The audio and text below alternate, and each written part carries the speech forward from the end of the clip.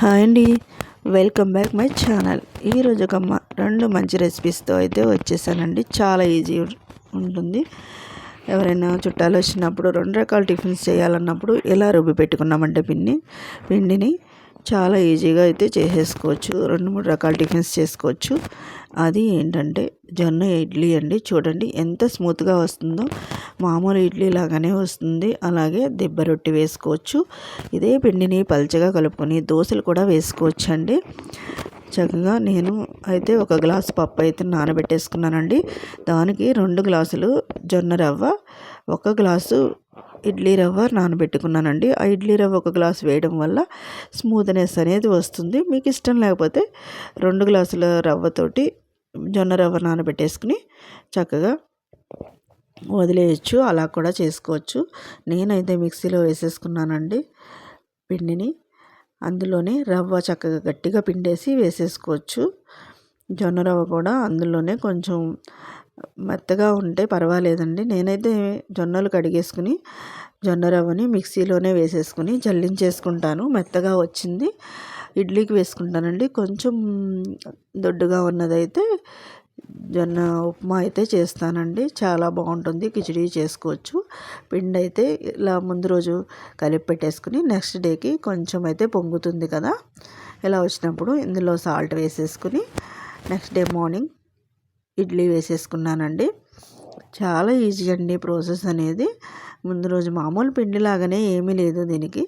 కాకపోతే జొన్న రవ్వ పట్టించుకోవచ్చు. అదే మీరు దోశలు వేసుకున్నారనుకోండి, 1 మినపప్పు, 3 జొన్నలు నానబెట్టేసుకుని నైట్ అంతా నానబెట్టేసుకుంటే చాలా బాగుంటుంది. లేదు మార్నింగ్ వేసేసుకుని ఈవినింగ్ అయితే మిక్సీ పట్టేసుకోవచ్చు అండి. వట్టి దోశలకైతే అలా వేసుకోవచ్చు. అలా గుంట పొంగనాలు కూడా వేసుకోవచ్చు.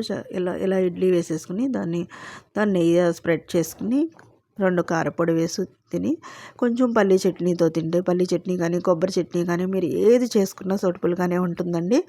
మామూలు ఇడ్లీ తిన్నట్టే ఉంటుంది. మనం ఏదో జొన్నలతో తిన్నామో అని ఉండదు. నా వెయిట్ లాస్ కూడా చాలా బాగా పనిచేస్తుంది. షుగర్ పేషెంట్లకి అలా అందరూ తినడం వల్ల చాలా బాగుంటుంది. మామూలుగా అయినా తినడం వల్ల హెల్త్కి మంచిది కదా. ఇప్పుడైతే మనం దిబ్బ రొట్టెలా కూడా వేసేసుకుందాము. స్టవ్ మీద మూకుడైతే పెట్టేసుకున్నాను. కొంచెం ఆయిల్ వేసుకుని, నేనైతే బాగా మందంగా వేయనండి, ఎందుకంటే లోపల ఉడకదు కాబట్టి. ఇందులో కొంచెం ఉల్లిపాయ, పచ్చిమిరపకాయ కోసి వేసేసుకున్నాను. వేసుకుని ఇలా కొంచెం కొద్దిగా మందంలోనే వేసుకుంటున్నాను, ఎక్కువ మందం వేయట్లేదు.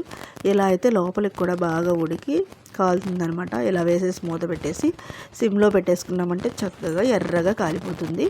ఎర్రగా కాలే వరకు ఉంచుకుని తర్వాత దీన్ని ఇలా టర్న్ చేసేసుకుందాము. చూడండి ఎంత బాగుందో, కరకరలాడుతూ చాలా బాగుంటుందండి. మామూలుగా బియ్యంతో మినప రొట్టె కన్నా ఇలా వేసి చూడండి, ఒకసారి ట్రై చేయండి.